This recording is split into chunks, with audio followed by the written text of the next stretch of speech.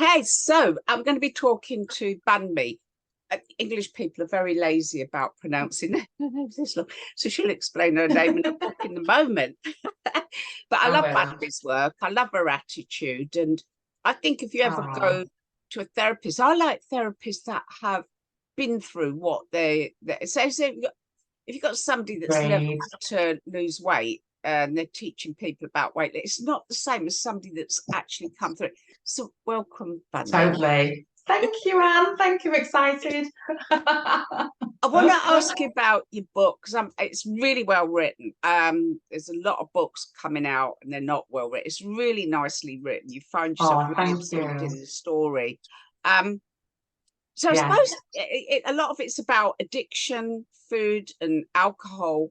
Um, what when did you first go down the road of addiction? When was it you first say started drinking? When was it you started drinking? Not just the odd drink. When did it become a problem? What happened? It became a problem, I think, when I started university. For me, before that, alcohol was kind of there when I could have it, and it just changed, helped me change the way I felt. I wasn't a confident person. I was always on this state of high alert all the time. There was always this feeling of someone's looking at me, just very hypersensitive, very, not open to criticism. Um, it was just I just kind of went through life as though it was like an obstacle. And it was really kind of university time when again I had to kind of another life event, the only black dentist in the course. Again, that feelings of self-worth were kind of knocked. And for me, that was just kind of a difficult time. And that's when I started to really, pick up that bottle and kind of drink on a daily basis. But it was purely not for the joy of it. I didn't enjoy the drink, I didn't enjoy the taste. It was just to help me feel a certain way, which worked for many years Yeah, until all the wheels fell off and it was my enemy and not my friend. So yeah, sort of university time. Yeah. and then it carries on. It's interesting because I've got a friend and I know he drinks confidence. It like he's very social. He's always out and about. Once he's had a few drinks, he's singing, dancing, he's happy. But without it, he's really not comfortable with himself. So I think often it is that Yeah. um, it gives you that little boost of confidence, or you feel a bit more relaxed or less self-conscious. As you say, it's not always for No. pleasure. It's not. So Yeah. I what just happened? felt I had that kind of real scared bummy, and then it Yeah, was confident bummy, and I had to appear confident bummy. I came from a background where you really don't get vulnerable. I come from a Nigerian background. You don't show your feelings. You don't trust anybody. You don't talk about your business. So all that was all in there. And it was yeah. like this little frightened bummy, but I had to be the confident bummy. So this is where alcohol really kind of married the two, and it was all right. Until, as I said, it didn't work. But that was the main driver for me to drink. It wasn't the pleasure of it at all.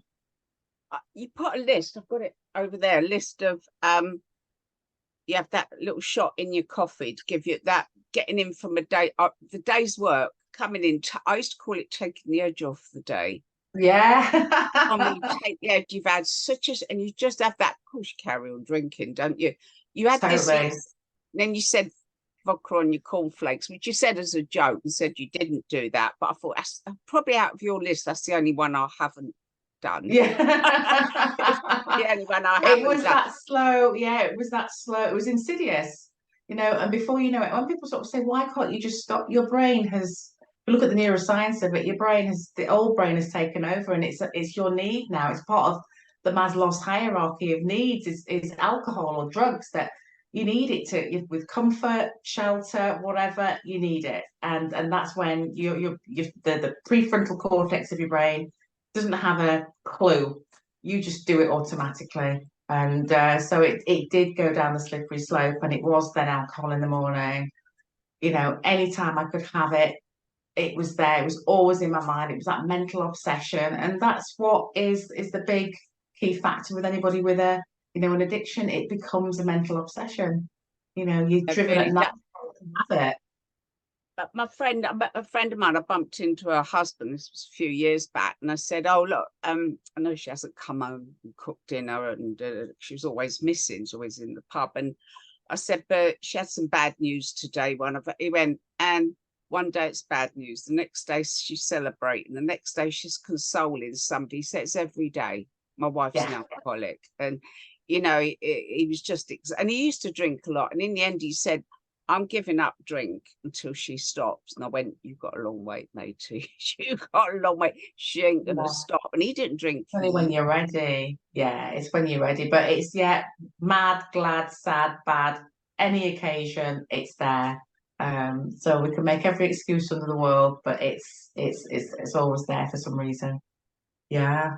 Do you know, a friend of mine, she said that, I mean, she triggered me into stopping. She inspired me to stop. And I've got to say, my work has got a million times better since I started. Really, really, as your head clears, it's incredible difference. Absolutely, yeah. She said before she made a phone call, she'd have a drink. Even to phone a friend like myself, she'd have a drink. Before she popped out to shop, she'd have a drink. Everything involved. I identify with that. Yeah, I identify with that totally. To go into a social situation, have to have a drink. You know, even closest friends, it would be.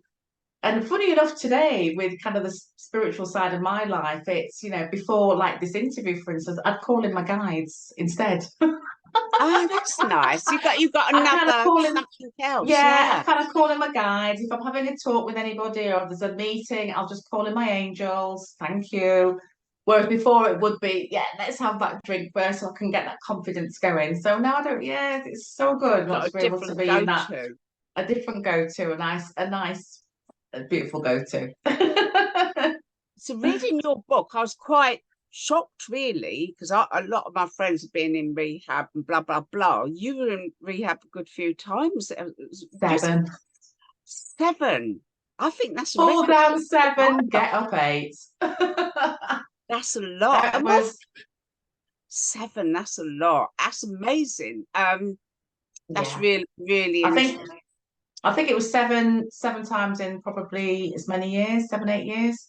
Wow. It just, the wheels fell off and it just got frantic. And it's that case of you. That's how powerful addiction is. You still believe that you haven't got it. You still believe you can sort it out yourself. You still believe that tomorrow is a new day, And I had that level of, I would say, arrogance at the time, thinking, well, I'm intelligent, I'm scientific, I'm whatever, I can do it myself. And that was what really was my undoing for those 7 years. I kind of tried to figure out myself, it's not going to be bad next time, minimizing things, and then just not having the roadmap, not having the tools or being given the tools and not being teachable. So, there was 7 years of hell, which amounted to, a lot of devastation in my life, a lot of consequences. We do have the consequences, and we don't face them. We blame them on other things. And it's interesting because I know I went through a phase of just going, but ain't that bad. I felt like a fraud. Going to something like AA, I just feel like a fraud. And I remember saying to the guy there, because they don't let you off the hook in AA, I said to him, I'm not as bad as my mate so-and-so wrapped a car around a tree. I don't drink and drive. And he went, yet. And he went, yes, and that was exactly me. I've still got nothing yet. It happened. The yets weren't there at the beginning, and then they came tumbling down. And the consequences I had to face. And AA was very good for that. It's very, very good for me to get back up again. They loved me until I could, love myself. So, I give thanks to AA. It completely saved my life. The amount of therapists that go AA doesn't work, they got a low success rate. I went, it's anonymous. You've got no idea. I was going to say, how did they go by the coins, and I go, but people give them back. They go, but they've only ordered that many coins. I go, but once people have got their 6-month coin, when they've gone to the year one, they give the 6 month. You give them back. You get a battered old coin that's done the rounds. They got. How do they know? But I think. No, AA does work. If you work it, it's work if you work it. AA is there for every single stage. So, it had worked. It saved my life. It saved my life. But So what? then my journey was to kind of find out about me and my recovery, Well, it's and kind that's, of put you on your right path in a way. But yeah, oh my God, yeah, definitely. what was that one defining thing that stopped you, that made you go, this is it, this time, this is it? We usually have that one thing where we go, no, I'm not doing this anymore. Yeah. As I said, despite all the consequences, my last rehab, I went in, I'd lost, by that time, I'd virtually lost the use of my legs Whoa, with alcohol. I'd virtually lost the use of my legs. whoa. And going into this really very, very lucky to lovely high-end rehab. And I remember one chappie, and I could vaguely hear him say, God, she looks awful. I have never seen anybody that bad. That was one of the rehabitees, the person that was in there as well. And I was bad, really, really bad. I had shakes until probably 2 or 3 weeks after I left rehab. It was that bad.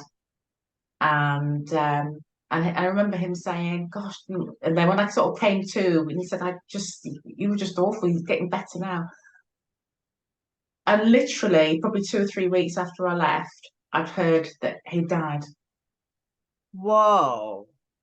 And that was to me the biggest, oh my God, Yeah, this yeah. person who was saying to me, "I've never seen somebody so bad," died of an overdose, like a few weeks after I'd left. And Wow. that really brought it home to me that this is not anything now I can mess about with. I can't try it this way, tailor it that way, bargain, negotiate, nothing. I have a life in front of me. I've caused enough devastation to myself and to my family. It's not because it wasn't self-inflicted that way. It was just my head going, you can still do it. And that was the time I just thought, no, that very moment when I found out that he died broke my heart. We became very good friends. But it was just, wow, okay, I'm done. God, I'm done. I'm gonna do it your way. It takes something, doesn't it? There has to be something. For me, it was a celebrity picking me up off the floor, pick me up off the floor. Yeah, and then flooding the hotel and ending up bruised on my head, my arse, Oh. black eye, falling over. Yeah, and coupled with trying to walk in high heels, which I don't do anymore. It's just I do. forget it, girl. You can't walk. But I love your books. You're very honest, and I think a lot of people who've got addictions, or maybe they don't think they have, but they're just drinking too much or whatever. It's what everyone's definition is. Very real. So Yeah. your path to recovery. So what happened then? How did you turn that around? You made that Um, decision, and that's me. I made that decision, and yeah, AA was the big foundation. Yeah, But I wanted to know about myself. I just was in such a place where I drunk for so long that I actually didn't know me. I didn't know me. I liked other people's music. Did I like what was my taste? It was almost like I just didn't, from the age of 12 when I started drinking, it's almost like I'd stopped developing. So I wanted to know yeah, more about me. And I just remember coming out of rehab, I was scared. Um, there was a lot on my plate at the time. Custody of the kids was in question. Um, a drink drive, divorce papers were served in rehab. So I'd come out into oh my goodness. And I remember my the psychiatrist at the time in the rehab saying, look, once you see your GP, I will recommend that you go on to antidepressants. Didn't want to go onto it, Anne, because I knew I'm just going to be hooked again. There's no yeah, point. So this yeah, is real life now. I have to, help myself. And I yeah. remember talking to a friend of mine and saying, I don't feel depressed, but I feel very anxious. And I don't know what the future's going to hold. I'm scared. But whatever I do, I'm not going to drink. Whatever happens, I'm not going to drink. And I knew that whatever hits me, it's not going to be alcohol that's going to do it. So she recommended to me to see a friend of mine today. This lady, she's called Anna Coates. I love her today still. We're really, really good friends. And she'll just go and see this lady. She's a shaman. I didn't know what a shaman did. I didn't know what, I wasn't in that spiritual kind of realm at the time. I was, kind of scientific, medical, everything else. So all of that was not very foreign to me. She said, just go and see her, keep an open mind, just tell her that, I recommended you and everything. I recommended her. So I went to go and see Anna and I had my first kind of healing. And I kept an open mind. I didn't know what it was, to be honest, at the time. And I remember stepping out of her door, feeling like there was a slight shift. And it was like, everything's going to be all right. Whatever happens, I feel supported. And I went to her a few more times and it felt exactly the same way again. That feeling didn't disappear. And I just felt this was almost like a cloak of protection. And Mm, whatever was coming my way, I was going to be okay. That was a real belief that just wasn't shifting. And things came and went, the divorce that was sorted, managed to joint custody of the children, thank God, then full custody. Um, Drink drive, yeah, was banned for 3 years. All of that, but it didn't. I just knew I wasn't drinking. That was all. So there's this beautiful kind of euphoria. It's like I'm not drinking through any of this. I'm getting this support. I've got AA, I've got the spiritual side, and so I just sort of said to Anna, I want to know more about crystals and and Reiki and all these things. So I did a few little kind of one-to-ones with her, and then that was it.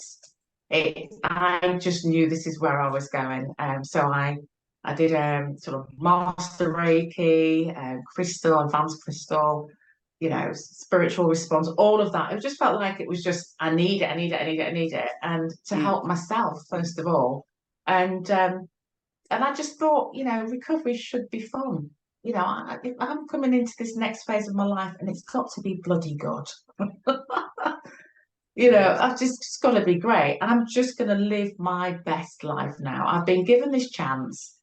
And with all those little spiritual tools and, all the little things that I did, and I experimented and it was fun and trial and error and doing the mirror work, affirmations, all those things, just then I found my way and found what worked and didn't work. And I just loved the feeling that I had. I loved that kind of life was opening up again. Nice things were starting to happen without me trying.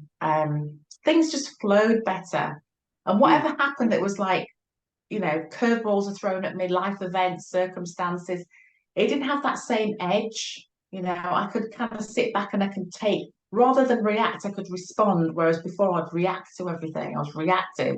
That's why mm. alcohol really helped because I just reacted on everything.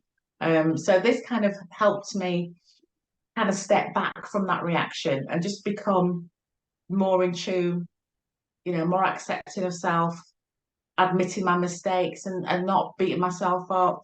That was one very thing for me was, I was always beating myself up. It's always my fault. Even if it wasn't my fault, that was one thing. Very self-criticism, self-loathing, Yeah. and just kind of filling that hole, as in the soul, filling that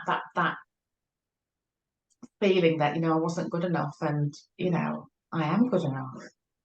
Yeah. You That took me certainly a long are. time to come to that realization that yeah, I'm all right. I love it when somebody's overcome something, and I think part of the essence of AA is once you go into recovery, everybody helps you. They all help each other in some way. Absolutely. You Yeah. contribute, and now it started off with Bill, and Bill and his friend went out and thought, right, we've solved this. So who can we help? And it's just spread. There's And meetings, that's thousands and thousands of meetings all over the world, and you yeah. really, some people get put off by they think it's going to be religious, but it actually isn't religious. It's how you see it. I meet people from total atheists and I meet people from every Yeah. religious background, And and it it's worked. yeah, just Yeah, and it's something. worked for them. Yeah, Yeah. you work with what works for you. I mean, one of my friends, when they talk about higher power, because you feel like you want to hand stuff over to somebody, he talks to his brother that passed away. To Yeah. some people, you're talking to the universe. Whatever Or you. nature or whatever it Yeah, is, it's the higher power of your understanding. And I think yeah, that's what makes it easier for a lot of people. But when I understand what you're saying is that people sort of think it's just, it's about God, it's about religion. It's not, it's about the energy of your understanding. And that's what Yeah, works for me. I believe in absolutely. God anyway. So, that's my power. That's But, brilliant. So what you're now helping others, which is what I think the world is all about. We overcome something or we learn something, then we pass it on. And you imagine it when we that go was, back to ancient times, it was automatic. Your mother and father would teach children, or it was always a generational thing. We'd pass oh, things down, or you'd learn from an elder, or whatever. That's throughout the world, and we're kind of losing that yeah. bit now. So I love that when we've got something we've overcome or we've learned something, we pass it on. I think we need to get back to that. So what is it you're Yeah, offering? absolutely. For me, it's something that's kind of still evolving. And as you know, it's still evolving. Yeah, But yeah, I'm a recovery coach anyway. So again, when I talked about getting hungry about healing and everything else, I also knew that I wanted to help my fellows, not just in AA as a sponsor, but as a recovery coach. So I kind of went on to do some recovery coaching. And yeah. then because my issue was also with food, Mm. I was bulimic, I called myself a food addict way before we even talked about food addiction. If it wasn't alcohol, it was food. It was one or the other, one or the other. And the times where I was abstinent from alcohol, I was binging on whatever. Yeah, And so I wasn't sober. That was how I was, white knuckling it with alcohol, abstaining from alcohol. So I kind of work with people now because I'm a food addiction counsellor. So I work with people with, a disordered relationship with food, an unhealthy relationship with food. And that could be food addiction, could be binge eating, emotional eating. I don't really work with people who've got anorexia. That's kind of way beyond my remit, but I will signpost anybody that I know to, the right professions. But I just think again, there's this relationship with food now, which has become, quite toxic with ultra processed foods, and people have just lost control of their eating. So I'm very, very passionate about educating people, bringing the awareness and giving the tools to help. But um, the next step with, especially after your beautiful training, you. that was like the aha moment. That was like the pièce de resistance. Was having future life regression in my life, and becoming a practitioner has just really opened up my offer, my service to others. Because when we're in recovery, especially in the middle of recovery, I'm not saying at the beginning of recovery necessarily, it could be during recovery when things get a bit flat or a bit kind of, where am I going? Mm. I'm staying sober, but what's the point? I can't see where I'm going, or should I be doing what I'm doing? And this is where future life progression, I think, it's just going to be so amazing, to give that sense of hope. And I know we talk about a day at a time in recovery, and I'm still a firm believer that I keep everything a day in 24 hours, Yeah. but we still need that hope. We still need that kind of that golden thread to your future self, your best future self, to work towards. And I just think that's just really, really important. So, being able to have a lovely combination of coaching, recovery coaching, using my spiritual tools to help people and helping them use them, in future life progression to keep somebody on path, I think is just wonderful. So that is now what my offer is, plus like little sessions as well. But for me, it's helping anyone in kind of addiction. Burnout as well was my thing. I took 9 months off work at one point, and I didn't realize it was burnout. Um, and that again is burnout, addiction, business, female entrepreneurs. That's just very interesting how it's all going. But yeah, mine is for recovery. People recovering from alcohol, food. I, I, It's I helping them get well. I was anorexic, chain smoker, so for Yeah, 30 years. So I kind of really get the food thing as well. I mean, for me, I did yeah, absolutely.